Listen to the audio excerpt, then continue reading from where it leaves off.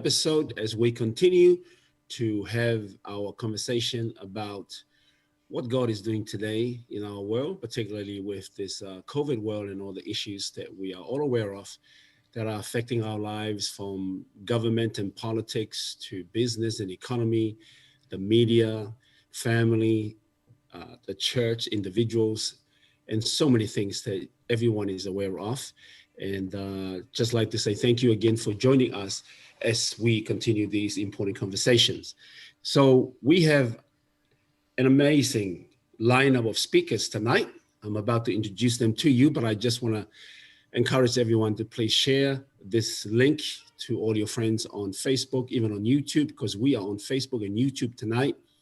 Last week, somebody said something that caused Facebook to get very, very angry with us, and they shut us down near the end of our conversation. So we're hoping that it won't happen like that tonight, because we want to have a robust conversation talking about the issues that matters, and the issues and also the talking points or subject matters that people are facing now, and also hopefully are talking about at the same time.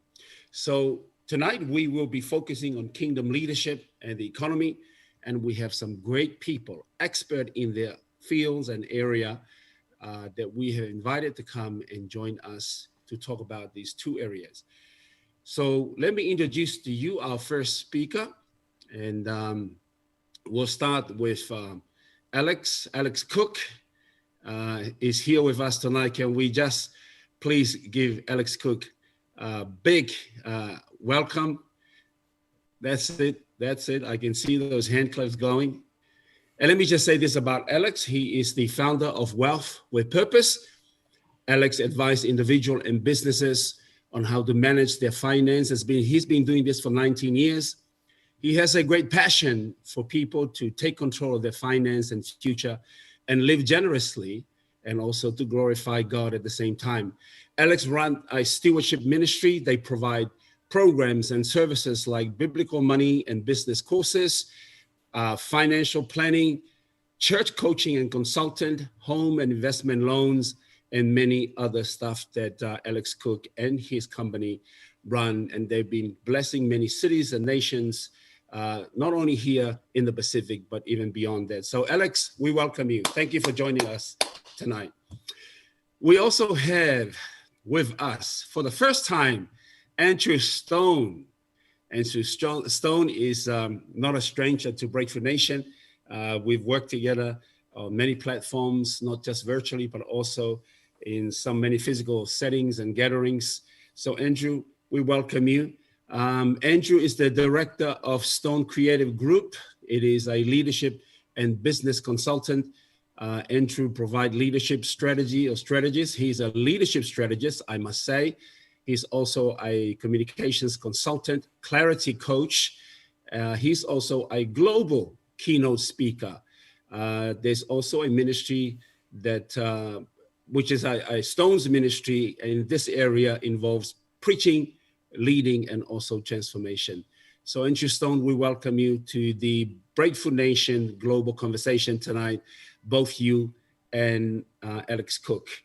So let me ask the first question, and this question is a question of leadership. I'm going to direct this to you, Andrew Stone, first, but I know that the question is a question that the other guys can also contribute to, but we'll go with you, Andrew Stone, and then I'm going to pose the same question to Alex Cook, and Glenn and Paul Boyda. Please feel free to contribute to this also.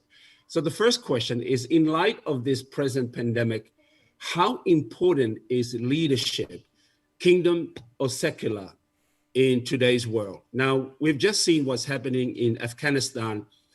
There are lots of people who are complaining about Joe Biden and his leadership, the way he handles the evacuation or ending the war in Afghanistan. And there's also other things or issues that people are bringing up in regards to his leadership. There's a statement, I believe, that was made by Maxwell that everything stands and falls on leadership. So, Andrew Stone, how important is leadership today? I think, first of all, thank you everyone for having me. It is the first time I'm speaking in this forum, and for BN, obviously, you know, there's a deep relationship there, and I love what you guys do. It's so nice to meet you digitally, Alex and Glenn. Paul, obviously, I know well, and we've had a great journey together. Leadership is, you know, we're right in the beginning. If I were to use a biblical worldview, right in the beginning, you know, the earth was formless and void, and the darkness was over the face of the deep, and the Spirit of God hovered over the face of the waters. Then God said, "Let there be light." In essence, let the one who is light shine. And you know, when you've got God hovering over a place of brokenness and darkness and emptiness, and you know, the word for waters is unstable, violent, empty, in essence, waste. And you've got the Spirit of God hovering over it, and then He says, "Let the one who is light shine." I think leadership takes everything to another level, because leaders solve problems; they don't become the problem to be solved. And what we're seeing in the world now are leaders that are making decisions that are becoming the problem that needs to be solved. And instead of solving problems, we have to deal with a deficit in their leadership model, that then they have to be the ones to be solved. And when you see how God does it in Genesis, if that's a law, a basic principle, is he never fights anything, because nothing's his equal. So he doesn't need to. He doesn't need to fight the darkness. He doesn't have an anger issue. He doesn't, you know, start a Facebook group or picket or something like that, because it's not his equal. There is no, you know, we can say the opposite to hot is cold, the opposite to dark is light, but the opposite to God, if you were to ask somebody and their first response would be, well, the opposite to God is the devil. But there's never been God's opposite. The enemy is not God's opposite and can never be his opposite. If anything, he's a created being that wasn't very good at his job. And again, leadership deficit, and he had to become a problem to become solved. And so God solves the problems. And I think we have to be, if we frame ourselves as kingdom leaders, and this is the context we're speaking into, is we need to be able to see God. I always say this: if you can say what he says, we get to see what he sees. And if we can come into agreement with the kingdom principle over a city, a nation, a community, a group of people, realizing that emptiness and, you know, instability, and the term violence in Genesis 1:2, it wasn't just about physical violence and war; it was a lack of peace. And God solved the problem by saying, "Let the one who is light shine." Jesus is the solution. And John 1 confirms that, because it's a commentary of Genesis 1. Now, of course, we can get into strategic thinking and planning, and we've got great strategists on the panel here tonight. I'm not saying, you know, there's no physical, natural solutions to things, or things we have to fight in order to get. But I believe in spirit first, strategy second. And we are technically, as kingdom leaders, spiritual strategists. I like that, Andrew. As kingdom leaders, we are first and foremost spiritual strategists, and that's very powerful that you said that. I also love something that you said about the chaos today is caused by leaders, and Yeah. also leadership can fix it too at the same time. And, you know, and we've talked about chaos in many settings, and the difference between chaos and order is leadership, getting the right person to provide order in the midst of chaos. And I want to go now to Alex Cook. Alex, I know that you are a leader in your own field, even though you do a lot of work and speak a lot on the economy, kingdom economy. But what would you say about the state of our world today and the need for leadership? State of the world. Where do you start on that one? Look, in terms of leadership, I think there's a great passage, and I was going to read to you. I was looking up just while Andrew was speaking. It's from Proverbs 29, verse 2. It says, "When the righteous thrive, the people rejoice. When the wicked rule, the people groan." And I think that such the important thing about having good leadership is that leads to a prosperous, healthy society. When the wicked rule, the people grow. And look, Australia, I think, has been an enormously blessed country for many years. But now I think what we're seeing with this chaos, these lockdowns, all this sort of thing, it's the wheels have come off at a remarkable pace.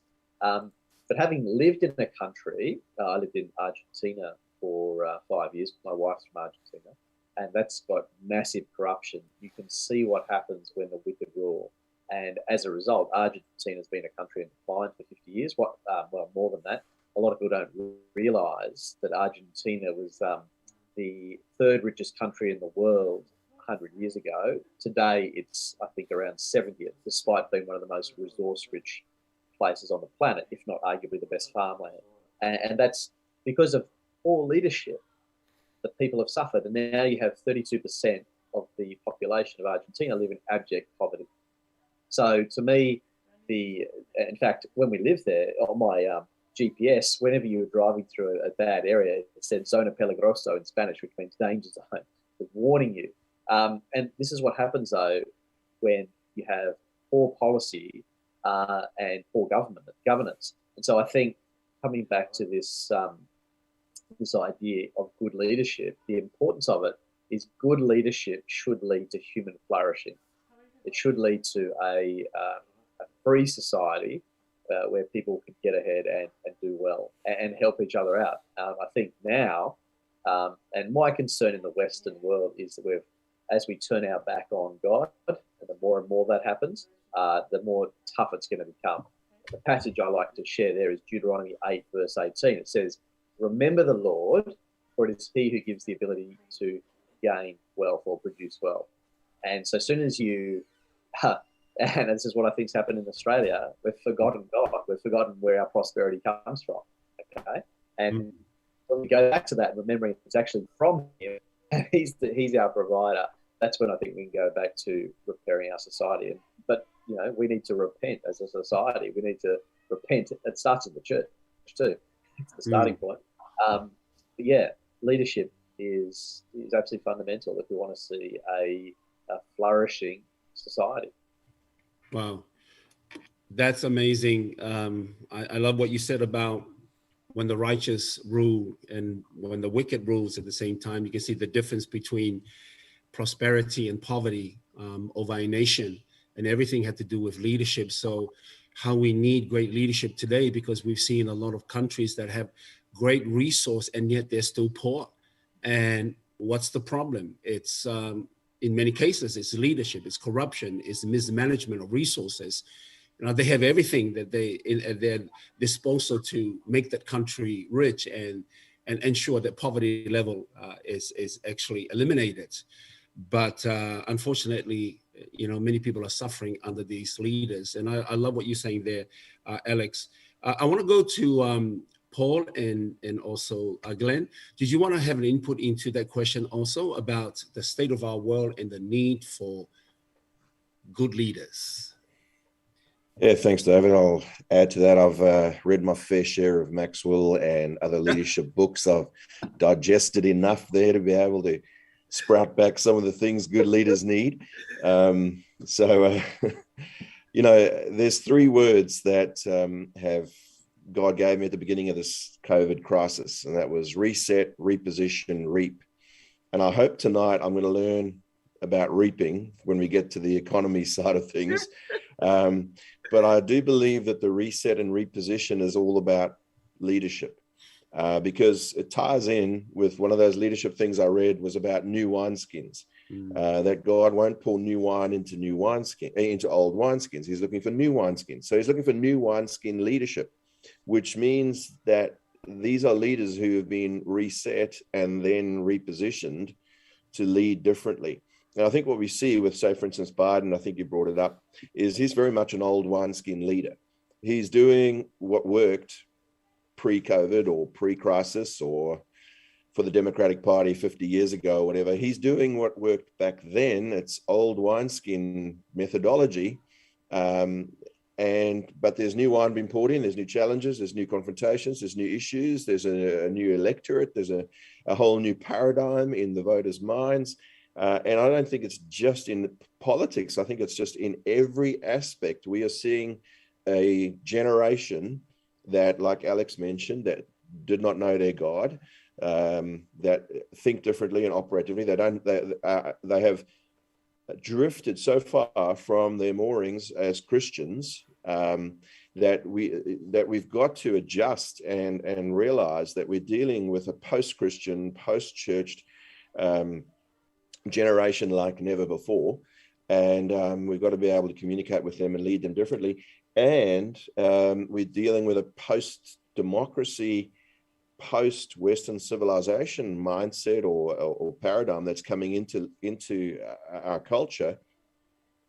So that it puts huge pressure on us to have to think differently and move differently. And so Andrew is obviously moving in that space, and he's sharing things that are resonating with people and is relevant for people right now. But the thing for me, the number one quality for leadership that doesn't change regardless of season or situation, for me, the number one thing is courage. And I think courage resonates with every person. When they see a courageous leader who stands up, speaks their mind, leads from the front, says, I'm not afraid to get my hands dirty, I'm not afraid to get involved here. When they see that kind of leadership, servant leadership and all these other things that we've been taught, when they see that, I think that resonates, and that is a critical feature of new wineskin leadership. And as obvious as that is, it's one of the rarest qualities today in leaders. It just stuns me. And so I think there's a huge opportunity for Christians to rise, because we have the God who says, take courage. And I believe that the new style of leadership is going to be largely built on a courageous platform. Yeah. It's funny what you said there about Mr. Biden. I feel sorry for Mr. Biden when you said that. But somebody was saying to me that the kind of leadership that he envisioned that the world needs today is the best of Biden and the best of Trump put together. And I said, okay, that's a good theory. And I said, well, we'll see what will happen, Let me come to you, Glenn Vines. Did you want to contribute to that question also, Glenn, on the kind of leaders that the world needs right now? Yeah. Look, I think it's very interesting, because in a sense, we're already touching the economic thing when we're talking about the leaders we need in the world today. And what Andrew started with, that picture of, the beginning of creation, and there's your chaos and confusion and deep darkness, and the Holy Spirit's hovering over it. God starts to speak into it, and he starts to bring light into the darkness and order into the chaos. And that's where we see in history, where God has spoken and God establishes the nation of Israel, and there is a divine order of the kingdom of heaven, and the laws and the values and everything, he starts to get downloaded. And then Moses, through Moses and through the people of Israel, God starts to establish in the earth a nation that's representing how the kingdom of heaven functions. And the kingdom of heaven functions with leadership, with economics, with all these things. And literally in a world where there was all this chaos and this confusion and war and power struggles, and then God starts to establish a nation to represent his order. And we talk about the Reformations in history, where the Western world, on Judeo-Christian moral ethics and the scripture, we see the Western world become strong and prosperous. And we're really in the anti-Reformation time. And unfortunately, with the church, there is a certain dynamic of the great apostasy has begun. And so we're seeing an opposite, where we're moving from the light into darkness. We're moving from order into chaos. And I've just been meditating on this the last few days, especially with what we see unfolding in Afghanistan, and just global chaos is breaking out, because we have a global leadership deficit, which is what others are talking about. Yep. And the concept that comes to mind is in Romans, it says, the fool says in his heart, there is no God. And so what's happening globally is many formerly Judeo-Christian valued nations, not that they were fully the kingdom of heaven ever, but they had these moral ethics and everything. the more we depart from that, it's like the fool says in his heart, there is no God. Mm. And when you say there's no God, you become a fool. And we're literally, I'm looking at this and it's just foolishness. Like, I'm not even a world leader. I'm not a world expert on military strategies and everything like that. I'm just me. And I could tell you when you're going to pull the Allied troops, not just America, but Australia and the other, you're going to pull them out of Afghanistan and not expect to see the Taliban rise up. I could see it coming. I don't know why these leaders of nations and military leaders, this top general in America said, none of us saw this coming. I'm just thinking, I think sometimes the wisdom and seeing things as God sees things, it's not that there's a supernatural thing that touches you. It's just that the scales of foolishness fall off your eyes and you see the reality of what's there. And this dynamic, and again, our other brothers have shared this, but the spiritual dynamics, the moral ethics of the kingdom of heaven, take that out of leadership, and you're going to have a leadership that does not move in the wisdom of God. They're going to start to become foolish. Yeah. It's going to start to cause chaos, confusion. And as we've talked about before, and I'll finish off with this point, but we've talked about this before, about the rise of cultural Marxism in the Western world. Communism hates the capitalist system, because the capitalist system makes a very large, strong middle class. They can't have their communist revolution in the Western nations. It's unsuccessful because of a huge middle class. But it's almost intentional now. It's like the governments of the earth, and they're using COVID as a catalyst for this. They're destroying the middle class. And by destroying the middle class, the elites are getting richer. We've got a huger lower class. We're moving into a major economic crisis globally. Yeah. And it's because of this primary point. They don't know God, and they don't know the morals and the ethics of his kingdom, and they're rejecting him. Yeah.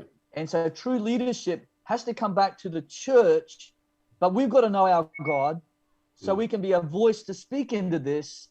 And praise God, there are some of us that do, but we need to see a revival of this wisdom of God in the church and leadership in the church to rise up so that we can be a light to the nations. Thank you, Glenn. It seems from all that you've said that leadership devoid of God is a huge problem. And I hear it from all of you guys. Spiritual leadership, moral ethics, it's so critical in our world today. So I'm going to come to you, Alex Cook, that I've been wanting to ask you this question because this question actually linked with the first question on leadership. In your fields and in your area of function and responsibility, Alex, what is the state of our global economy, where it's at right now, and should we be concerned going into the future? A great question. I'd probably break the answer up into short term and longer term. And to be honest, Glenn just sort of touched on it then in terms of the financial crises potentially.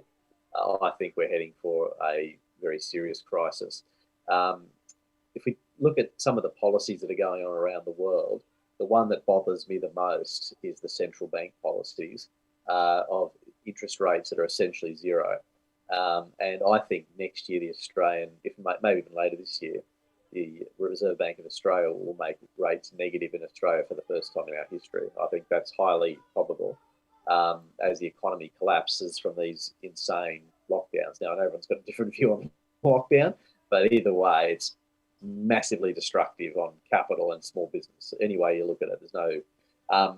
So I suspect in the short term, that Australia is already in recession. A lot of the world at the moment is accelerating just because they're coming out of, all these lockdowns and so forth. And the weight of money, so cheap money, all this central bank stimulus, record deficits. I mean, the borrowing is off the charts. Okay. Now, what scares me longer, so that's the short term. So the short term, everything's been falsely propped up. And what you've got is what I call the everything bubble. So you've got a bubble in the bond market. Now, the bond market is 3 times the size of the stock market. And so people should be concerned about that. But effectively, a third of the world's bonds have negative yields. Now, that in itself should send alarm bells because, you know, why would you buy a bond with a negative yield, right? So that's the first thing. And so bonds are massively overpriced and risky. They're traditionally seen as defensive, which is a big problem for me as a financial planner. When you're looking after people's money, you want to have some of it defensive. Then you've got the stock market, and the US market particularly and Australia to a lesser degree, are massively overvalued because of all these central bank policies just pushing everything up and encouraging massive speculation. Then, of course, you've got the property market. Now, you only have to look at house prices in Australia to see how absurd they've become, and it's driven by cheap money. Now, if you go to, I think it's Proverbs 22, it says, the rich rules over the poor and the borrower becomes the slave of the lender. So my big concern here is that rates will rise and you're going to have a population that is essentially enslaved. And talking about the middle class being destroyed, I think that's absolutely spot on, because the middle class is basically, and this has already happened in Argentina, by the way, but the middle class is essentially in decline because either you can't afford to get into the market or you are in the market and you're essentially enslaved to the economic system through massive debts. So I think if you go further out, I think the economy will ultimately collapse in on itself. Now, I don't know what that looks like. I mean, once again, I like to look at Argentina as a bit of a template because I've lived there, but it collapsed in the year 2000 and all the banking system froze, and you could go, when you went to the bank, you were lucky if you could get a few dollars out. A lot of people had their money in US dollars there to protect against inflation, and then they basically they converted it all to pesos and then devalued the currency. So people just got wiped out overnight. So there's all sorts of possible things that could happen. If you want to take an extreme possibility, would be the nationalisation of the superannuation system to bail things out. That's taking an extreme position, but you can see where a lot of this is heading. At the end of the day, you just can't keep racking up debts like what we've been doing for the last, we had no debt in 2008, no federal debt. Now we're close to $1 trillion. And I mean, if you look at there's just crazy things going on. The COVID testing in New South Wales 4 weeks ago was at 580 million just in testing people for COVID. I'm like going, where does the money come from all this? So there's all these crazy things. So if we bring it back to the biblical model is that debt is not sinful. Debt is not sinful. You having debt is not a problem in and of itself. But when it gets taken too far, you run the risk of getting enslaved. And I think that is a real risk for Western nations who have been following these crazy central bank policies where we just get money cheaper and cheaper and cheaper, and we borrow and borrow and borrow, and at some point that's going to blow. And of course, the other issue, and I sort of touched on earlier as well, is what's never talked about by the media is economics and morality.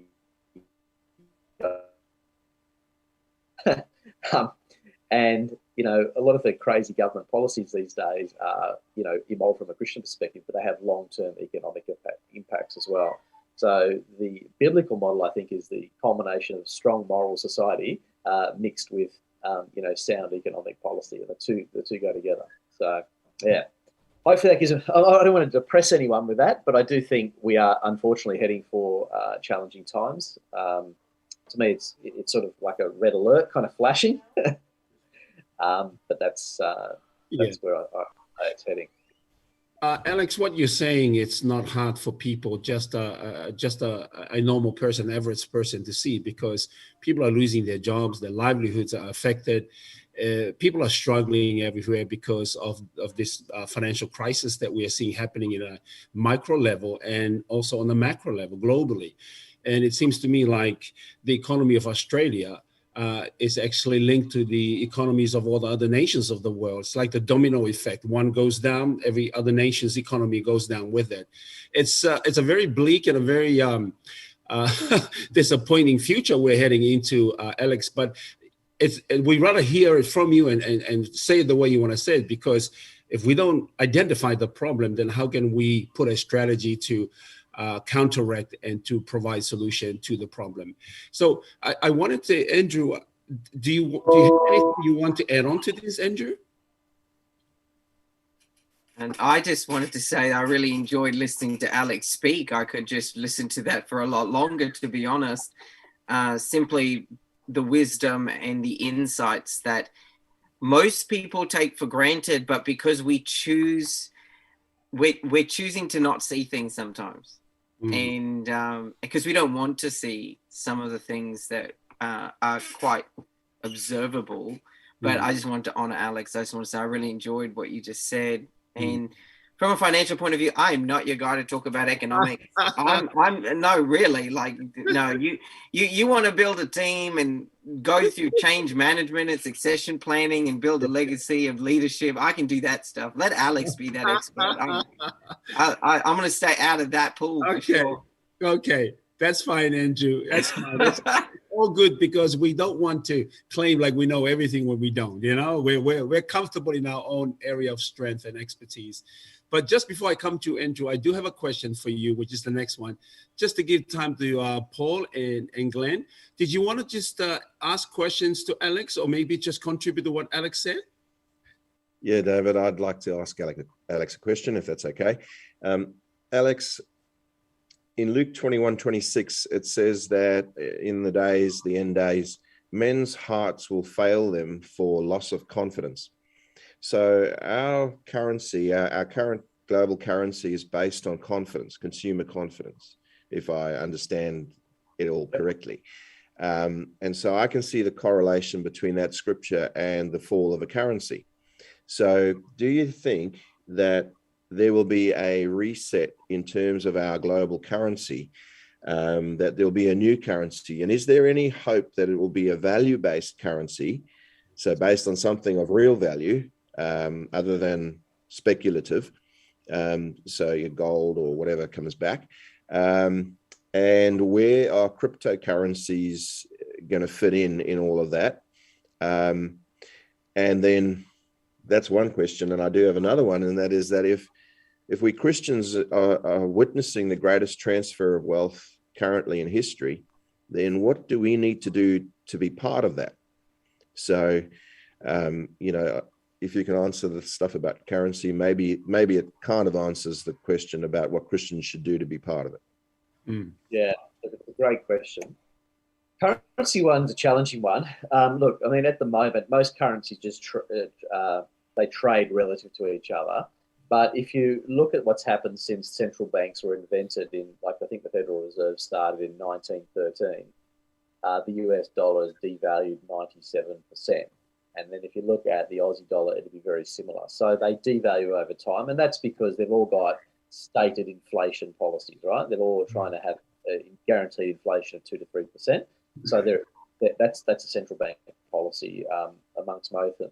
In terms of where it's heading, I think it possibly depends where we sit in that sort of end times time frame, and whether you believe in what they're ultimately trying.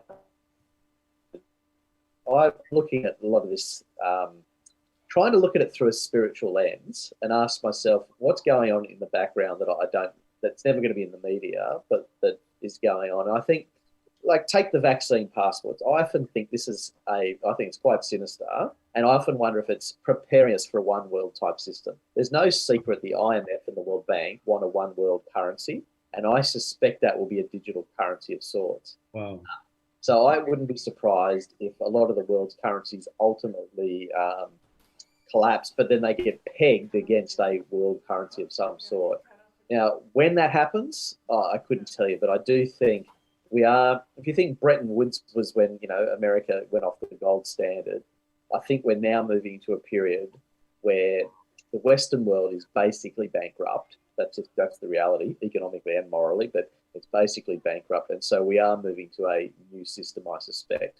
In terms of cryptocurrencies, it's a really tough one to answer as a financial planner, I can assure you, because you have very polarized views. And so the technology, I have no problem with. I think the technology is quite exciting. And there are genuine commercial uses for a lot of them, like Ethereum and so forth. As a financial planner, you're always very nervous of them, though, because they're monumentally volatile. And it's impossible for me to predict which way it's going to go. So the position I tend to take with crypto is one of, well, allocate a very small amount of your capital to it, because ultimately you just don't know where it's going to go. And we've seen in some countries, like I think it's India and China, have tried to outlaw some of these things. So to me, the one who it's too volatile, is that what you're saying? Oh, very volatile, yeah. Like Bitcoin's fallen, 20% in a day kind of thing. But to me, from a currency perspective, the person who controls the guns is the one that controls the currency at the end of the day, i.e. the government. So a lot of people who go into crypto think it's sort of getting around government and so forth. I don't think you can do that. I just don't think that's a rational approach, because ultimately the government can outlaw something and they can just tell the commercial banks not to deal with it, which is, I think, what's happened in some overseas countries. But I do think we are on the cusp of some of these economic challenges we talked about before will lead to a new system as such. I don't fully know what it'll look like, but it will lead to a big shift in society. Now, if you look at the World Economic Forum and their model, what they're trying to head towards, which is basically we own nothing. I mean, that's just communism 101. I don't think it'll succeed, personally. I think there'll be other things that occur, but I don't think I'd be surprised if that succeeded. But I do think what's going on at the moment with a lot of these vaccine passports is all about connecting everything up globally, so that you can move towards a one world type system. I think that's where I see it heading, but I would certainly not want to be locking myself into any particular direction, because it's complicated. Yeah. And I don't think anyone ultimately knows exactly. But I do think the spiritual lens of this is to say things are changing. They're changing very quickly. We need to be flexible and adjust as things. We also need to understand history and so forth. I think most people, one of the things that surprised me in Australia is most people believe in the benevolence of government, which I think is a massive mistake. We should honour our government and we should be, try and obey authorities and all those kind of things. But to fully trust them that what they're doing is being wise is, I think, probably foolish. So, yeah. So Alex, thank you so much for that, because I know there's a follow-through question on what you've just said about an alternative kingdom economic system, because if the current system of the world, economically speaking, is collapsing, then what's the hope for all of us, not just in the church, but also those that will be suffering outside of the church? And you mentioned that God, morality, and seeing life through spiritual lenses is really the way to go forward at this time. I want to come to Andrew, because of what you said, and I'm sure it's linked to the question that I wanted to ask Andrew. And Glenn, feel free to jump in here too. Andrew, again, there are various types of leadership theories and practices and styles that we see all around the world today. We've looked at the transition and the moves of leadership evolution, I suppose, of leadership from the past to the present, with transformational leaders, transactional, situational, charismatic leaders, servant leaders, spiritual leaders, apostolic leaders. The question I want to ask you, Andrew, is in this hour, in terms of where the church is at, government, businesses, community, what kind of leaders do we need right now to navigate us through this tumultuous hour? First of all, that's a great question. It's a very multi-layered question too. So I'm just putting it out there within this context and timeline. We could do whole conferences on that one. There's nothing intrinsically wrong with any of the other styles you mentioned. Transformational, situational, charismatic. There's nothing. But what happens is that we pick one, layer of it and then make it the major. When I really do think God is looking for holistic leadership. And he's looking for the holistic model. And for me, I grew up in a season, I'm a third generation Christian kid. So you go through the phases and the stages of watching, and I was young enough to watch the different styles of leadership and their strengths and their blind spots. Any strength overextended becomes a weakness. But what I'm observing, so again, this is somewhat quite subjective. What I'm observing in if we're gonna talk leadership, we have to understand the multi-generational nature of it. We are not just about, you know, this generation has the answers, this young millennial generation knows exactly what their style is right. There's no, again, God's about kingdom, he's about family. The safest answer, which I think is also the simplest, is we need kingdom leaders. And it says that we are, you know, he is the King of Kings. Jesus is the King of Kings, big K over little k. We actually need to think like kings rather than trying to, oh, I'm this kind of leader and that kind of leader. You know, again, when I was growing up, it was all about the fivefold, which, again, there's nothing wrong with the fivefold unless you get your identity out of it. Because if you look at the fivefold, they're really functions, but they're not necessarily identities. And there's nothing wrong with the role description, or if you see yourself as an apostle or prophet or evangelist, a pastor or a teacher, nothing wrong with it. But if I'm a son, I can be all five at one moment. Come on. And that's where I think we have to realize is that if we can get our identity right, we need the self-awareness to realize that we can be kings and priests at exactly the same time. And the convergence of those two worlds, like we're talking about today, be it even in Alex's space, is the convergence of king and priest, which is the royal priesthood in 1 Peter 2:9. And Jesus was the ultimate royal priesthood. He was the king and priest, and the priests had the presence of God, but the kings had the power. And the nations did well in the sight of the Lord because the king did well in the sight of the Lord, not because the priest did. The priest had to do well in the sight of the Lord, or he died. So we're talking about, you know, this convergence. And I think if we as leaders in this, like if there's ever a moment, and I love what Paul said before about, you know, repositioning and resetting, if anything ever we could reset right now in the church, is these boxes and silo mentalities of I'm this kind of leader and I'm not going to be this.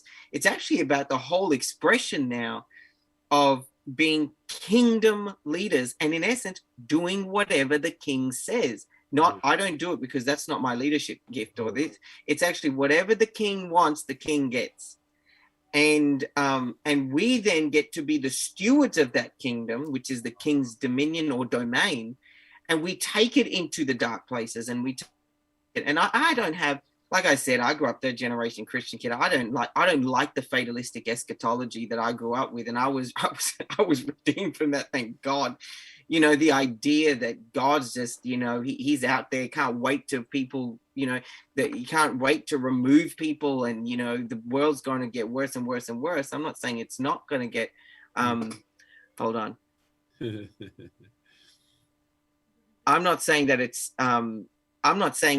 going to be easy. What I am going to say, though, is that the kingdom's always victorious. My other camera just shut down, so I just flipped into another one. But you know, welcome to technology. But part of the narrative be really careful of is that we don't see the doom and gloom, because we're part of a kingdom that knows no end with an inheritance that knows no bound. And if we lead from a place of and if I can put it this way, we need to manage our anxiety, but leverage our agility. So we need to manage our anxiety. And I'm not saying, again, acknowledge it at least. We're living in a place where, you know, on one signature or one news article, you know, we can't travel, or we can't go here, or we can't do this, or we, you know, I have to manage that within my own business, my own space, my own homeschooling for my children. Like the whole operations of our life changes. But at the same time, be agile enough to realize that God is bigger than the chaos, that he walks on the water. He's not subject to it.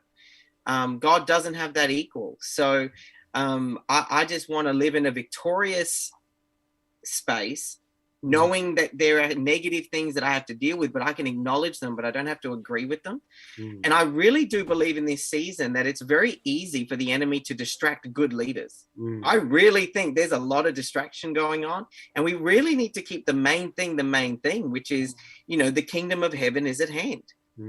And whatever that looks like in our expression in our God space, and rather than trying to compete with each other or talk, you know, badly about other people on Facebook and everything else, we need to collaborate to see the kingdom expand. and to see the light continue to move forward. So that, look, that's just my posture on it. And that's just me looking into what I can see, not only multi-generationally, we've got some of the longest living generations where there's 3-4 generations in one season of time, an era of time. And instead of being multi-generational, and this is something I'm speaking into a lot, especially in the leadership scope of churches, and even now we're up to our 5th, 6th, 7th maybe succession plan in legacy businesses. What we want to see is not multi-generational leadership. We need to see intergenerational leadership. Yeah. And the difference between those two is, if I can give you a picture of it, is a multi-generational leadership model is everyone living in the same house, right? Mm-hmm. Everyone's got their space. Everyone loves each other, honors one another, but they don't teach each other anything. Mm-hmm. They're just there.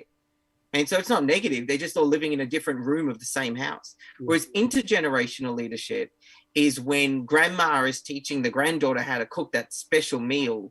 It's the young one teaching, the dad how to do a TikTok post or a Facebook Live, whatever it is, But what it is we're learning from one another because we're easily distracted by all this stuff and the splits between generation and ideas. And if we can be kingdom intergenerational leaders, I don't think COVID or the disruptions stand a chance. That's me personally.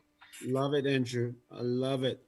I love what you said about the convergence of kings and priests and the holistic fusion of all the different leadership gifts and practices and theories today, living in one room, all the different compartments, sharing and learning from each other. That's just a beautiful way of summarizing the way we should look at leadership today versus compartmentalization that's happening all around us. Glenn, I'm sure you want to jump in there and add something to that leadership question.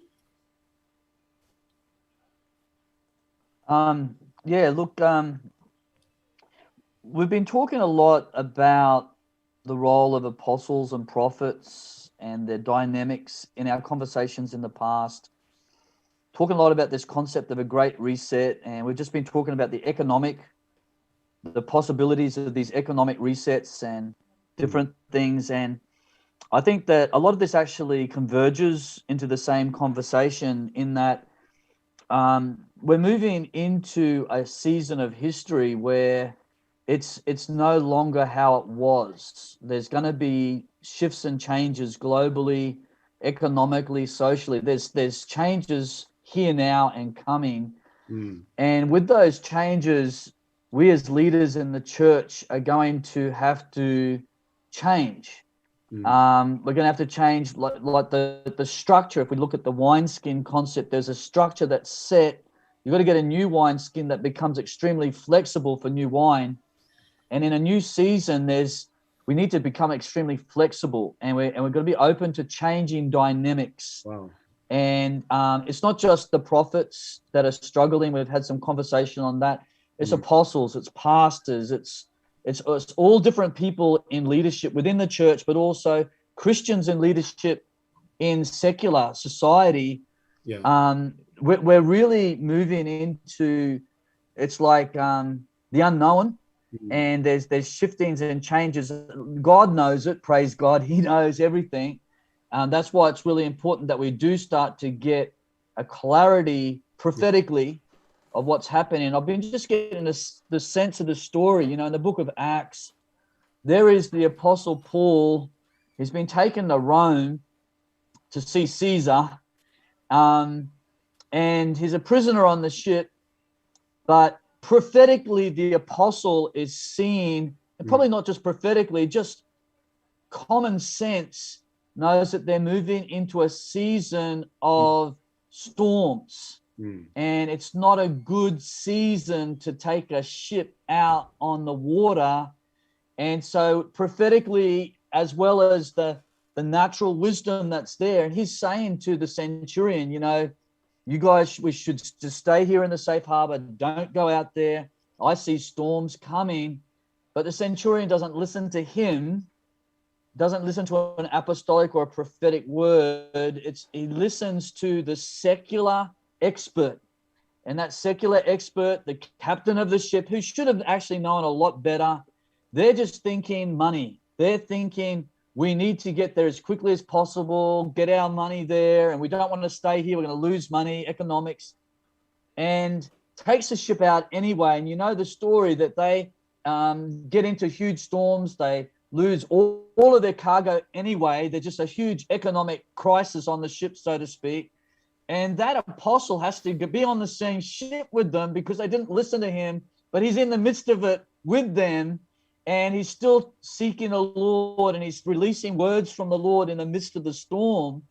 And then eventually, you know, he gets them. They lose the whole ship. They lose all their cargo, but they save their lives because they listened to his word. And I'm thinking we're moving into a time that we as leaders within the body of Christ, Christian leaders, whether even economic leaders that are Christians, we're going to really have to seek God, and also this corporate wisdom, like these conversations right now. And love listening to Alex. I'd love to have some more of this conversation because it's an arena I haven't had a lot of conversations in on the economics.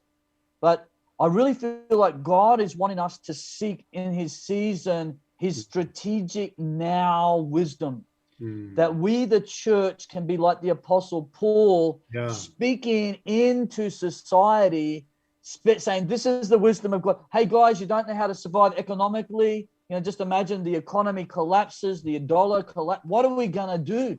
Well, God's throne never collapses. As Andrew said, his throne's not being shaken. He's very stable and secure in who he is.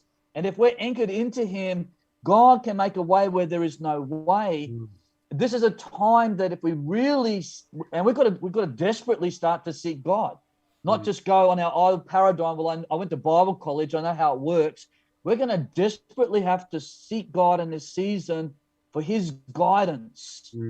And then, and I believe it's going to be a corporate thing as we humble ourselves and come together, listen to one another. And again, I love listening to Andrew and Alex, and they've got perspectives that I have not fully heard. And I believe out of this comes this corporate apostolic wisdom. I think sometimes the apostolic is all the different parts of the body are coming together, and there's this boom, this wisdom of God gets released. So I just wanted to say that with leadership. Hey, my friend. Leadership starts with saying, I don't know what's happening, but God does. Come on. I love that. You're highlighting the need for prophets and apostles, prophets and apostolic leaders to rise up now and speak into not just the church, but the corporate world too. And leadership is really connected to the economy at the same time, as we've already made mention that bad leaders means the economy is going to go down the drain and vice versa. So, Paul, did you want to add on anything to that leadership question before I come back to Alex? Because there's a question that's burning in my heart to ask Alex. Well, Alex, it's so good to have you on board. And there's a question burning in my heart for Alex too. So okay, you go for it then. I'm going to race you to it. Okay, so on what Glenn said about the way that we have to, you get caught up in the storm and you get the apostolic wisdom and you get the prophetic insight about what you should do, but they don't always listen, so you got to go through the storm with them. So I've got a testimony quickly about how this has worked for me. So at the beginning of the COVID thing, asked God for what was going on, the 3 words, reset, reposition, reap. I particularly asked God, what is this reap? What is it referring to? So God took me to Genesis 26:12, where Isaac sows in a time of famine, and that same year he reaps 100-fold. So the first thing that struck me was he's doing something that is contrary to the season that he's in. He's sowing in a time of famine. You don't do that in a famine, because famine is generally a drought in that sort of time. So it's not a good time to sow. And but God tells him to sow, and then he reaps 100-fold. So I looked up what 100-fold was, and it doesn't mean just 100 times. It means more times than you can count. It's because if you fold a piece of paper, you get 2 folds, and then if you fold that, you get 8, and then you fold that, you get 32, and I lose count after that. It just keeps going and going and going. So it's like it's more times. So it is God level of return. And essentially, Isaac was seeing the fulfillment of his inheritance on the basis of responding in faith and doing what was contrary to the season. He got a download of his inheritance that was massive, and he was able to walk it out, and it set up generations as a result. So hearing that, I said, okay, Lord, you're going to have to tell us how to sow and what to do in the season, because, you know, I'm facing the possibility that there may not be a church, which is my primary form of income, and therefore I may not have an income. What do I do? Do I go and find a job? What should I be doing here? You know, like, and the Lord didn't, to be fair, he didn't tell me anything more than just, I want you to ask me where to sow. So, you know, I wish he'd told me more, but he didn't. So anyway, we sought the Lord. We sowed into 2 nations that got particularly hit by COVID very, very hard. And our church finances more than doubled in the year and a half that we've been through COVID, nearly 2 years. Our income has more than doubled over the 2 financial years. We've seen it just going, it's folding like the 200-fold thing. It's busy folding to go beyond what we can count. And then my wife was involved in a particular assignment where God called her to campaign politically. And the campaign would cost approximately $100,000. And that she stopped work to be able to do that. And I'm a pastor, so I don't know what your thoughts are, how much we get paid, but I don't have a lot of loose change left after my pay, certainly not $100,000 left to fund the campaign. But this is the most miraculous thing that happened. We, at the end of the campaign, Trish sat down and she spoke to the Lord about the finances, because I was getting a bit frustrated. I was like, go back and get a job, please. We need some money. And and she sat down and looked at the finances, and God specifically said to her, don't try and work this out. So she promptly began to work it out. And she she went through our bank statement. And what happened was, whatever came in, double that went out. And we can't explain it. We were able to fund the campaign. More than double of what I earned went out to pay for our bills and the campaign, because that was where God told Trish to go and serve in that season. That was where we were to sow, and he was going to fund it. And he funded it miraculously, supernaturally. It is just unbelievable to, and I'm not talking about little money. I'm talking about $100,000 worth. So it was pretty amazing, pretty incredible to see that. So I have an investment strategy that I propose to the church, which would probably make Alex, you know, curl up in a ball and fetal position and go, no, what are you telling them? You know, but essentially, I believe that in order to function with God in this season, we've got to ask him, where do you want me to sow? Where do you want me to invest?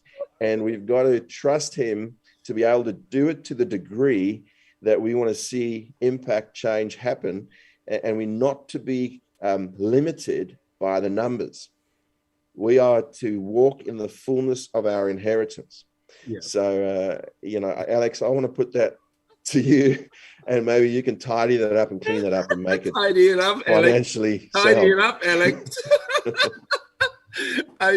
Before you answer, Alex, can I also add on a question to that? Because he's actually touching on the question I'm about to ask you. I think we should all move to Perth. Seems like the rain is falling in your city. But Alex, based on what Paul said also, the question is what we need to do as Christians and the church today to stay afloat financially, because you've just given us a very bleak and a very disappointing picture of where the economy is going. But God is still on the throne. He has a strategy. And the problem with the Christians is we go to church, but we are not listening to his strategy. What must we do, Alex? Help us, please, and tidy up his mess too. Absolutely. Look, as you say, I've painted a dim picture of the economy, but to be honest, I'm actually excited about the future. Yeah. Reality is there's no recession in heaven, right? Never going to happen. And there's a great passage I was looking up while Paul was talking that I love. It's actually more about generosity, but it demonstrates God's character. It says, this is from 2 Corinthians chapter 9, verse 8. And it said, and God is able to bless you abundantly, so that in all things, at all times, having all that you need, you'll abound in every good work. So, listening to Paul talk about, his wife's political campaign, God is a God of abundance. He was able to provide and meet that need. And I think the life of a Christian, when we are submitted to the King, and coming back to a lot of what Andrew was talking about before, what the kind of kingdom looks like, I think we need to be surrendered to the King, okay, as Jesus is our Lord. And then that opens up all these things to be able to make possible. I believe very firmly in a God of open doors. So let me talk by example. So about 5 or 6 years ago, my wife and I, we went to this conference in the US. It was called NRB. It stands for National Religious Broadcasters. It's the largest Christian media conference in the world. And the reason why we were going there is we wanted to look at how we could get our ministry on US radio. We're already on Australian radio. We've got a few weekly programs now, but we wanted to get it on the US. And so we went to this conference. It was overwhelming. There were 4,000 people there. We thought, we've got no idea where to start. And so every morning we would pray in our hotel room and said, God, open the right doors and close the wrong doors. And anyway, so I had this funny experience. I went to the men's toilet, as you do, and I was standing there. I was washing my hands, and standing beside me is this guy called Dr. Michael Brown. Now, some of you may have heard of him. He's a US commentator, deals with all the really controversial stuff in America, all the, the hot button topics. Anyway, I happened to be living in Argentina at the time, and I happened to follow him. I used to read his blog daily and so forth. Anyway, so I said, oh, you look there, and started chatting to him, and we got talking, and he said, what do you do? And I said, I run a stewardship ministry, and, I love listening to you and what you do in America and so forth. And he said, so he asked me, what do you do? And I said, we teach people about what the Bible says about money and so forth. And he goes to me, well, how would you like to go on radio in half an hour? And so here I am thinking, I'm in the US, I might meet some people, I might get on radio in 6 months' time and build a few relationships, stuff like that. Dead set, the guy goes to me, oh, well, how'd you like to go in half an hour? And so he had a hotel room set up with all the, radio infrastructure. And so we went and did this recording on live US radio. And then he said, oh, that went really well. Can you come back again in an hour when we change time zones? And so the message to me was really simple. It had nothing to do with being on US radio. It was God showing me, and it was a massive wake-up call, saying, Alex, I'm in charge here. I can make it rain whenever I want. And you just have to trust me, be obedient to what I'm asking you to do, which is my calling, which is, teaching about money. And by being obedient, he would just open the doors. And all I had to do was ask and to honor that and to walk in that. And so God is a God of the open doors. So when we think about the terrible economy, that does not have to be our lot in life. It's our opportunity, if anything. The slogan, if you go to our website, wealthwithpurpose.com, you'll see it says, do well, do good. We want to help people to be financially healthy by being biblically literate, adopting biblical concepts to money. They apply that, they do well, and then do good with it. As Christians, we're called to change the world, fix it, redeem it, restore it. And so we do that by doing good and applying biblical principles to our finances. So yes, the world economy ain't looking good, but yes, there's a fantastic opportunity here to do amazing things. And the last concept I'd leave with people here is the biblical concept of multiplication. When I set up the Wealth Purpose Ministry, there were a couple of things I felt God was telling me. One was to warn people about debt and get out of debt, or at least substantially reduce it. But the other thing was this understanding that God is a God of multiplication. And when we think about the end times, we need to win a harvest of people, harvest of souls for Jesus. And that's going to require new methods, new wineskins, and a multiplication method. And that same applies to our finances. And when we sow into things, when we give to things, we want to give into things that multiply. When it comes to our businesses, we need to do things that multiply. And there's all sorts of business strategies around multiplication, whether it's franchising or social media and so forth. But the biblical concept of multiplication is critical, because that's how we are going to change our world. That's how we're going to go and make disciples of the nations. It's how we're going to make a huge difference to poverty. You know, if you look in scripture, a huge emphasis is helping people out of poverty. We can do that through multiplication methods. So the future, yes, there'll be hard things. And like Andrew, he was talking about, you know, grappling with his homeschooling. I've got 4 kids at home, right? So I'm familiar with all the challenges. I used to love traveling, and now I'm not allowed into WA because I don't have a vaccine passport. Go figure. So, you know, the world's getting crazier, but God's still on his throne. There's no recession in heaven. The future is exciting. I know how it all ends anyway, and that's with us in heaven. And we've just got to get as many people on that same thing as possible, and use our financial resources to do so, to do good with what we've got, and to be a steward for the King. You know, we are his stewards for the King of Kings. Yeah. So it's exciting. Yeah, Alex, I like that. There's no recession in heaven, no recession in the kingdom. And even though, you know, the reality is doom and gloom, but we are approaching this from my kingdom perspective. Our kingdom is rich, and we have, our Father has a lot of money. He owns the whole world, and we are rich and full already. So I love that perspective and that approach. Andrew, I'm going to ask you a questions, but I just want to give you an opportunity if you want to add on to the economic questions or some of the things that the guys were touching on. Because I know that, you know, finance is important to your work and my work. And when Paul was talking about your incomes coming from your pastor's salary, I was actually thinking the same thing about me. You know, if they shut down the church and people don't come to church anymore, we can't collect the tithes and offering, and the bag is going around, then what would that mean for me as a pastor? And how can I survive in my family? But Andrew, is there anything that you want to add on to that economic question before I ask you the question on leadership? Absolutely. First of all, the first few weeks, I'll never forget where I was when I heard on the news that the borders were shutting last March. So I'd just come back from Blenheim, New Zealand.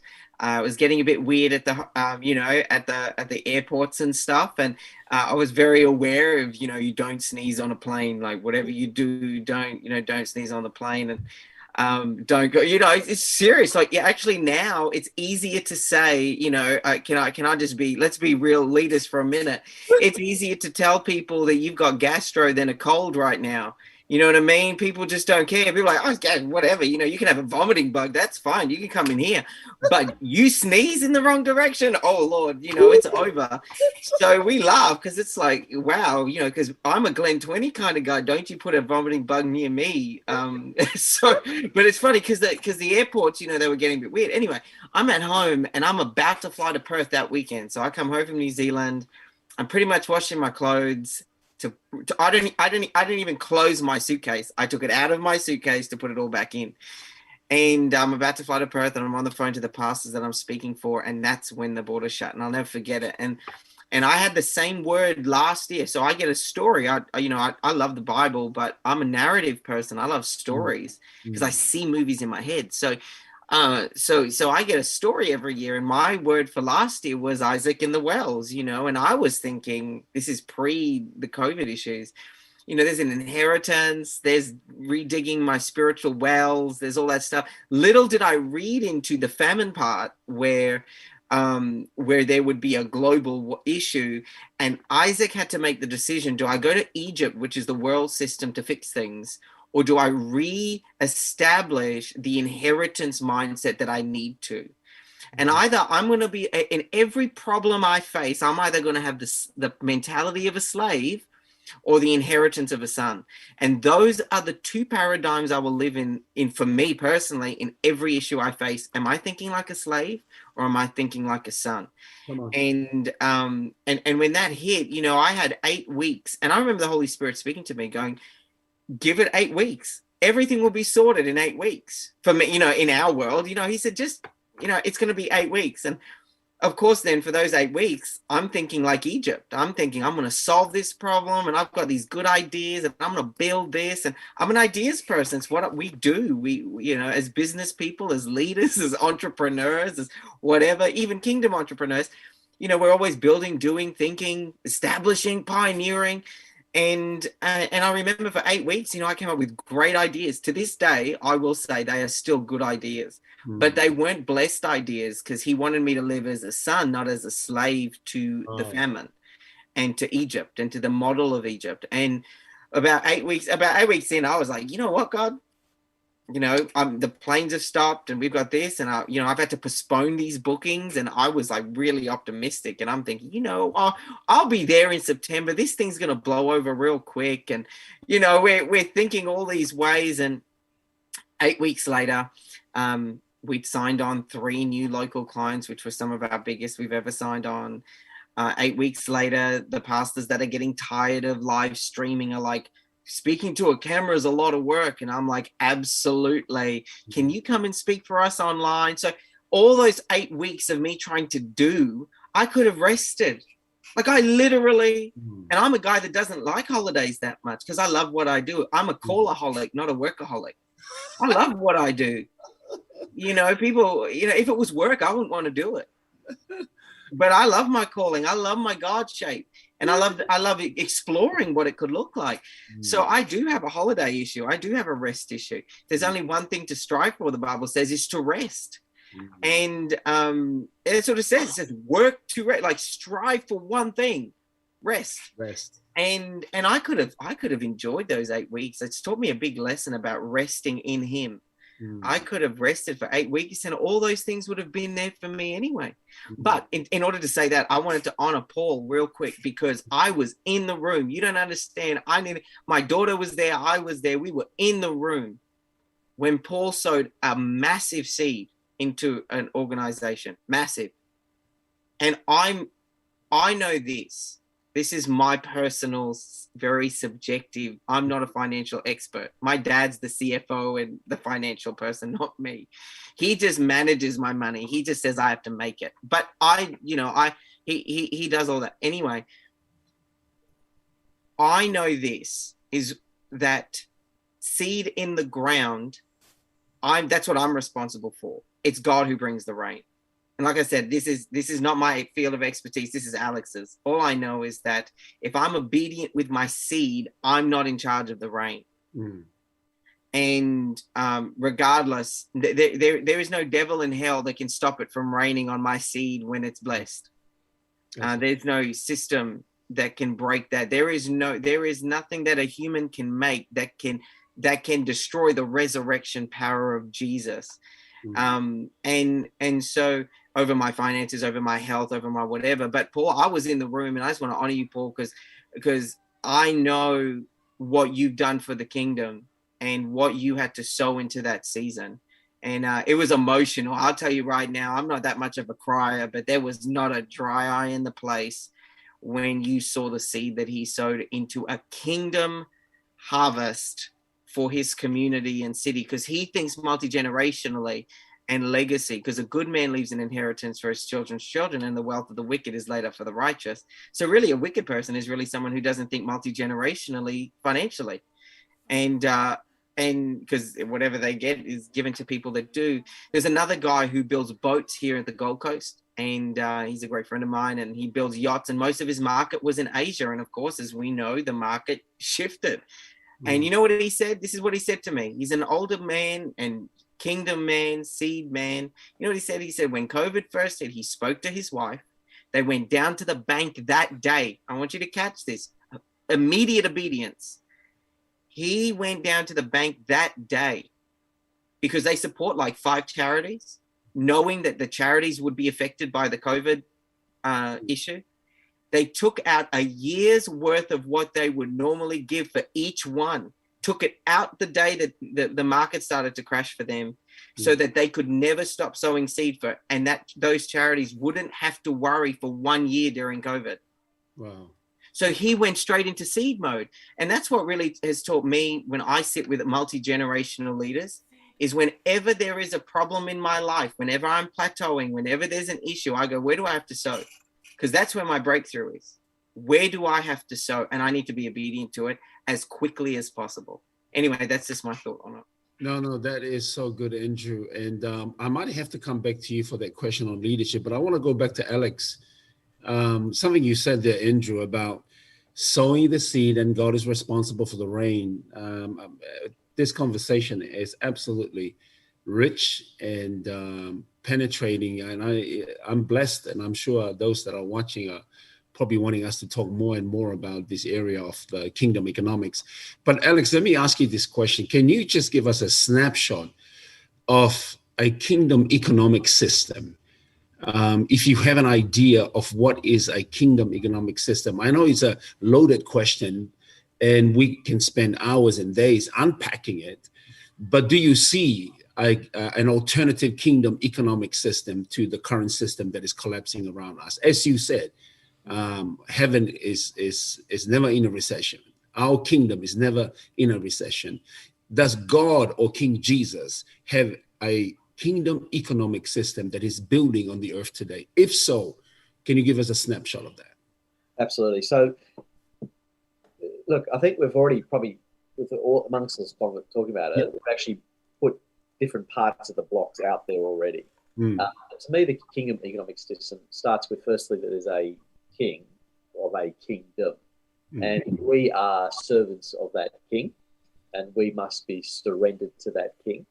In that king's kingdom, there is no, as we've said, there's no recession, there's no lack of resources, and that he is the ultimate provider. And Andrew just sort of touched on this, and I was trying to think of the passage, but I was actually looking up just while you were asking the question, and that is that God supplies the seed, and we are called to sow with it. And so I say to Christians, and you would have heard the expression in church life, the 3 T's, right? You got to steward your time, your talent, and your treasure. And as kingdom business people, particularly, the talents that God's given us, whether it's entrepreneurial talents and something like technical ability, we've got to use those talents in God's kingdom for his purposes. And that's about ultimately honoring the calling he has. And in that in kingdom economy, we've also got to be willing to do almost the opposite. Once again, I love that story that Andrew just shared. It's the opposite to the way the world works. When tough times come, the world withholds. It's like it's bunkered down. In fact, one of the questions you asked me before is, how should the church react in a time like this? If you go back 12 years ago to the global financial crisis, one of the things that happened in the US, churches that adopted a bunker down approach were the ones that went to the wall most quickly. The churches that adopted an outward approach, who can we help? Who can we use our reserves to help? What can we do? Those that had the outward approach were the ones that succeeded.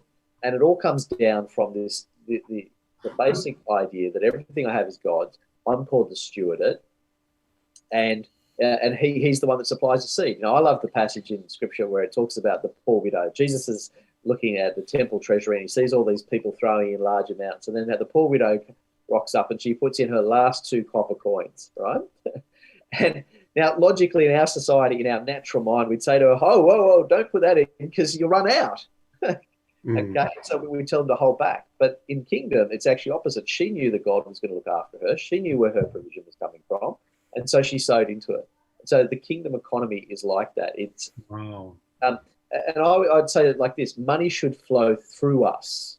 It shouldn't stop with us. It should flow through us.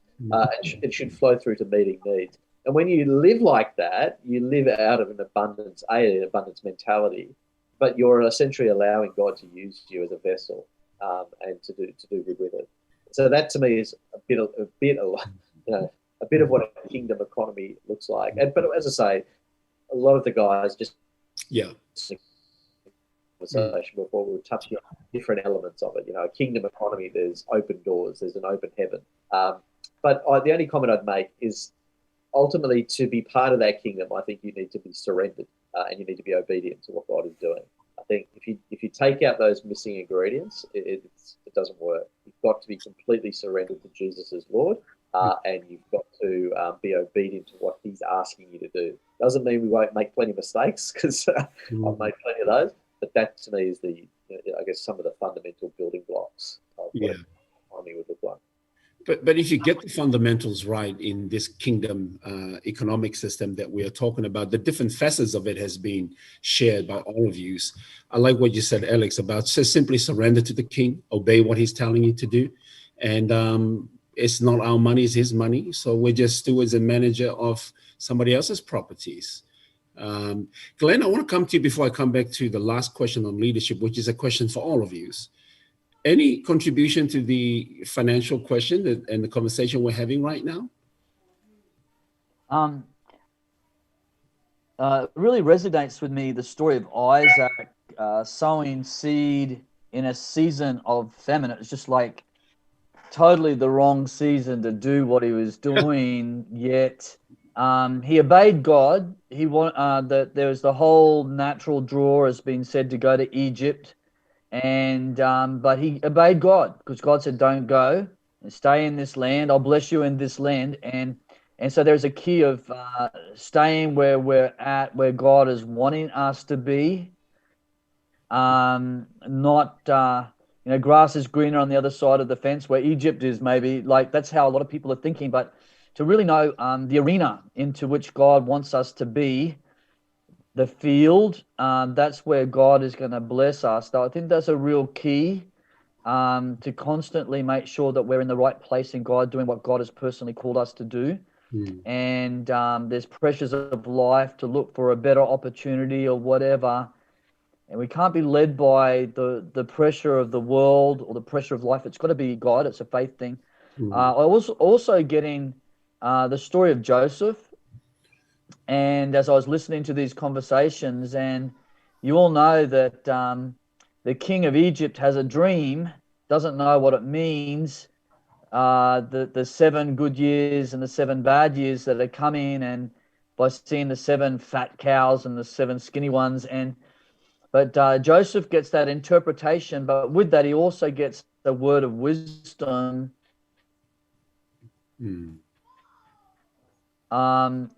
Prepared. And I was just in the sense of, again, what we talked about before is God knows what's coming. God has wisdom. God has strategies. And we don't wait to be for the rain to come before we start building our arks. We need to be in a mode of preparation right now.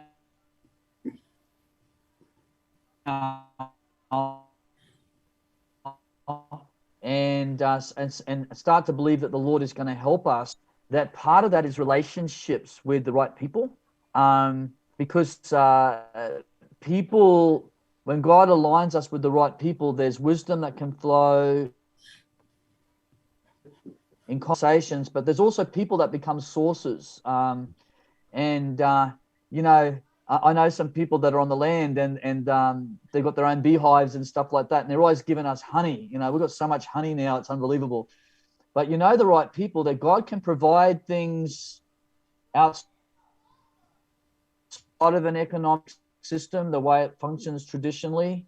But I'm just sensing, as we build relational networks with other believers, and we just really invest into those relationships, so not just finances, but we're sowing time and energy, that when things happen, we come together as communities. And I get a sense that's part of the preparation for things to come, but also that God does have a wisdom, and that wisdom can and will be released.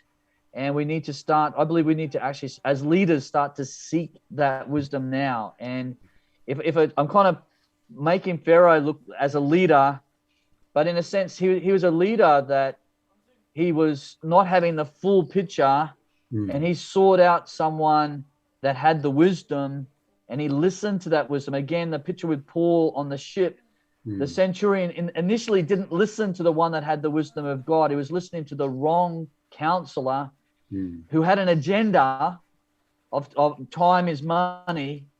But we've got to actually now learn, sometimes humble ourselves and seek wisdom from the people that God brings into our relationships. Yeah. That's awesome. Glenn, thank you so much for that. I think that's another key character that we probably need to talk about, is Joseph being a kingdom economist in our future session. But the last question, I want to start with you, Andrew. You talk about kingdom leaders, and you beautifully bring all the different leadership practices and style and theories together into kingdom leadership. So my question is, which is to all of you, but we're starting with you, Andrew, first. How should kingdom leaders effectively engage in and influence our present narrative, culture, political, economic, and social changes that are happening in our world right now? Again, another great question, multi-layered. But I will. I'm gonna segue Yeah. the last conversation to this one. It'll make sense. Yeah. One of my great friends, his family, we've known each other from before we were married, nearly 20 years. And his family's very entrepreneurial and very kingdom, some of the most generous people you'll meet. And we personally, both in our friendship, we have a goal of growing as old men to be philanthropists. We want to evolve eventually from entrepreneurs to philanthropists, because that's just how we're wired. And but that's our old man goal, you know, as we get older. But during one of the lockdowns in Queensland, he's in the tourism industry. They run 3 big parks, outdoor parks. And in one lockdown, they lost $150,000 over the weekend. Like gone, like that, just done. He calls me because we call each other when we have moments like that. Like Glenn said, we need good relationships, kingdom relationships. And we're talking, and we have this saying together. We have this saying, covenant over circumstance.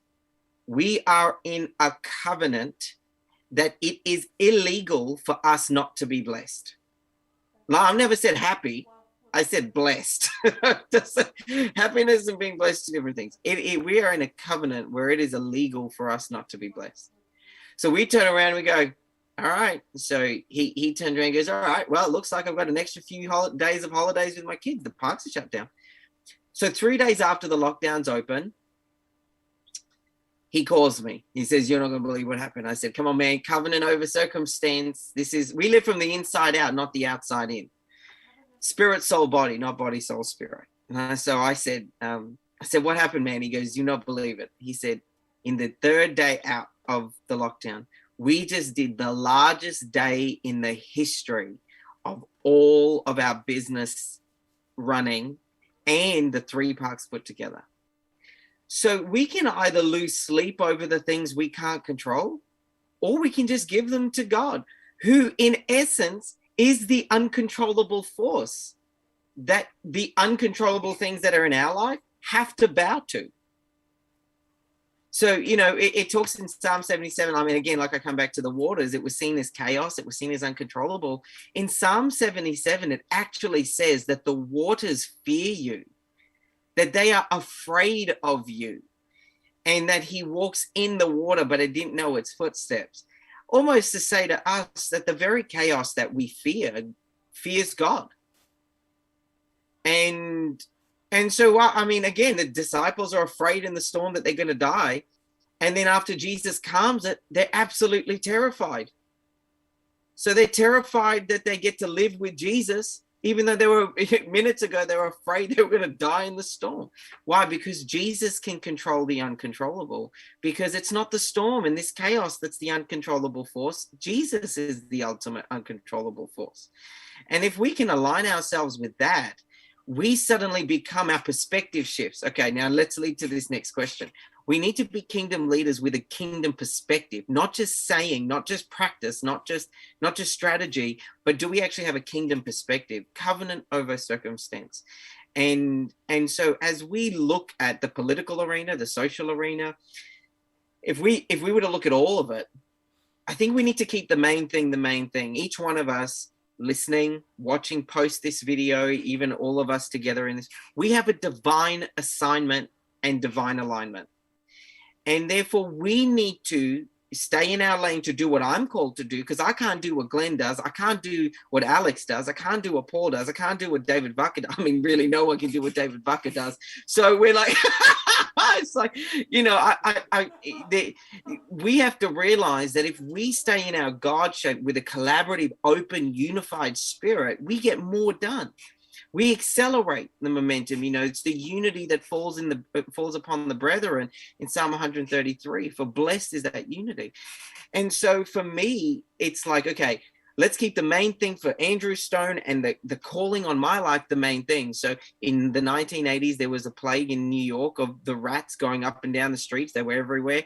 And they kept calling in the sanitation department. And they kept killing the rats, and more rats came. And they kept doing this over and over and over again. Maybe you know the story, maybe you don't. But in the end, somebody smart enough said, you know what, let's stop killing the rats. Let's get rid of the garbage. And what we're facing now is a very distracted, dispersed, disjointed kingdom. Well, it's not even kingdom, it's really churchianity. It's individualism, even though we guise it as, spirituality. And we're all trying to get rid of the rats. If only we unified and went, you know what we should do? Everybody keep the main thing. Let's get rid of the garbage. Let's get rid of what is attracting all those things. And I think that for me as a leader, and Glenn, you were talking before, when I deal with corporate coaching, in different arenas, they're usually pretty in awe of a very basic biblical principle. Now, we've become familiar with it because we talk about it all the time. But when you present this idea to them, that is very very kingdom, they're like, whoa, I've never heard that before. It's because we're living in a post-biblical worldview era. They're biblically illiterate. So everything that we have is coming across as this innovative, entrepreneurial genius. And I think we can leverage that. And that's just me thinking corporately. That's just me leveraging it, because I think that we need to get rid of the garbage, which will then in turn get rid of the rats. So if we're talking socially, politically, and again, I'm not a financial expert to speak on economics, but I can speak in the leadership convergence of king and priest, is that if we together, even just the 5-6 of us in this room, those that are listening, can identify the God shape, have clarity on our divine assignment and alignment, well, then we can support each other in getting rid of the garbage, rather than all trying to get rid of our own little rats in the paddock. Well, I don't know what to say after that, Andrew.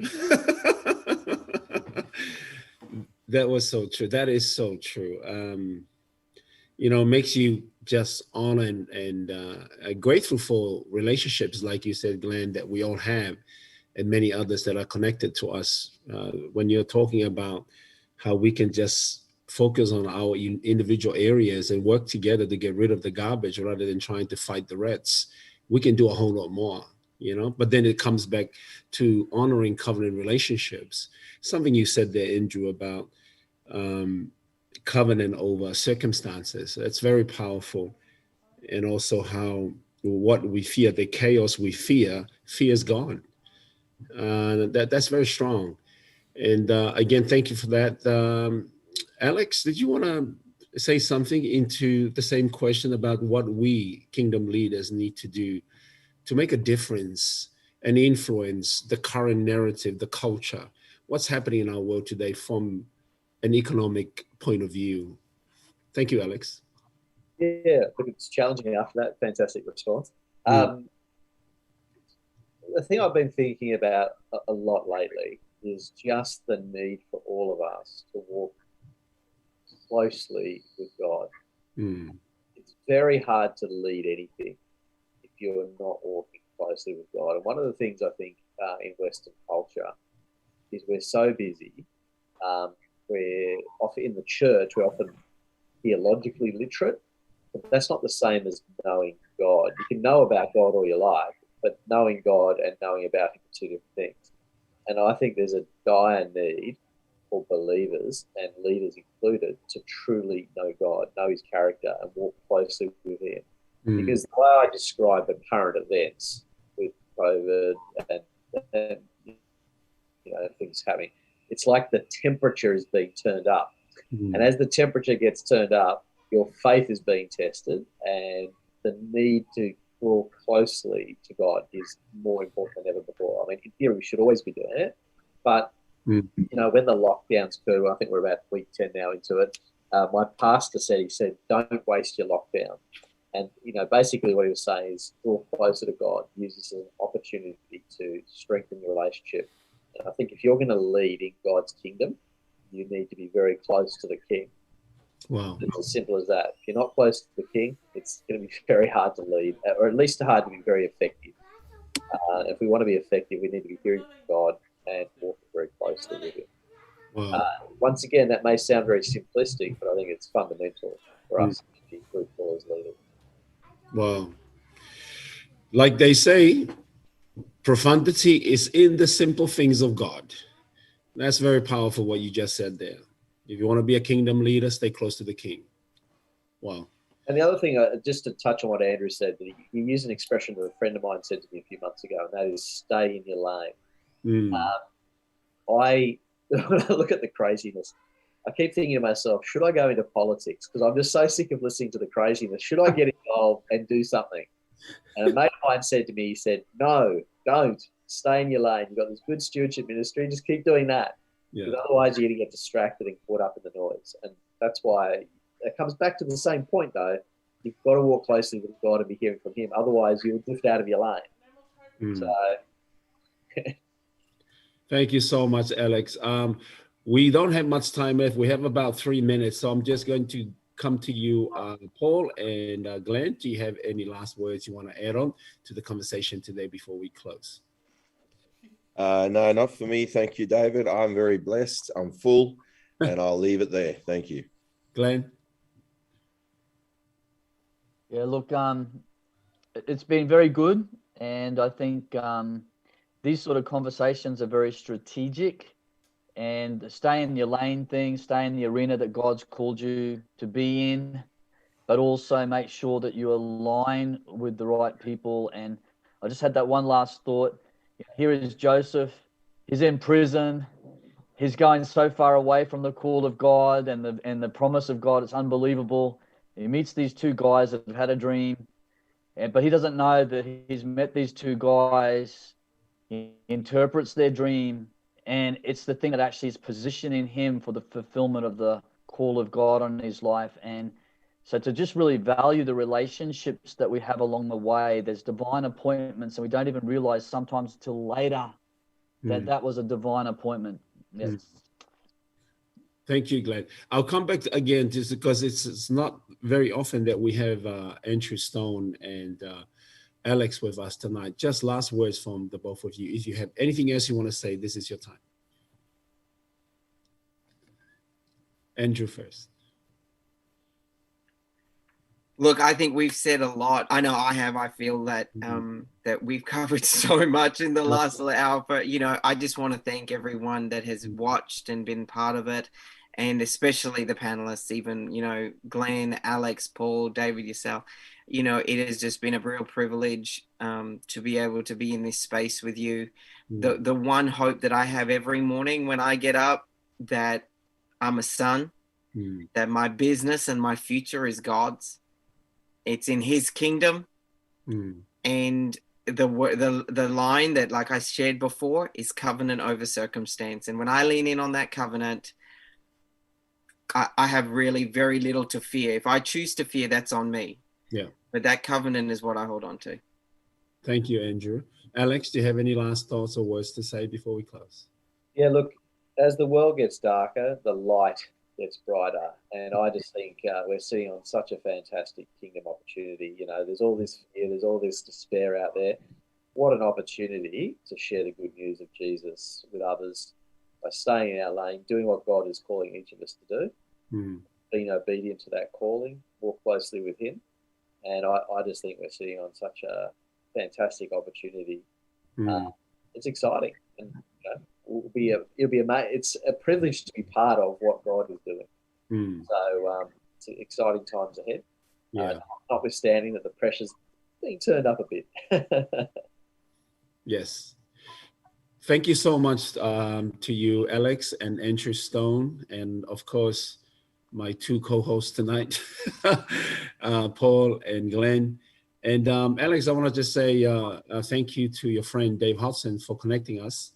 I know he's a mighty warrior in the world and the field of economics too. So, you want to say something, Alex? Yeah, no, he's great. I mean, Dave and I met. It must have been 10 years ago, and just watching what he's doing around the world is just exciting with Kingdom Investors. Yeah, and it shows you what you can do when God is blessing something, and you're just being true to the call. Yeah, and he's a guy that's doing what God's asked him to do. He's fulfilling his assignment. Wow. Well, God is obviously mobilizing his generals, his soldiers, his warriors, and we, the four of us here, it's an example of this small micro picture of the macro that God is doing all around the world today. So I just want to thank you, gentlemen, for making time to have this conversation with us. I know many people who are watching tonight are thoroughly blessed, and many that will be watching later. So God bless you all. Thank you for coming. For those of you on Facebook and YouTube, God bless you all. And fix your eyes on Jesus. Stay close to the King, and everything will be fine. Good night.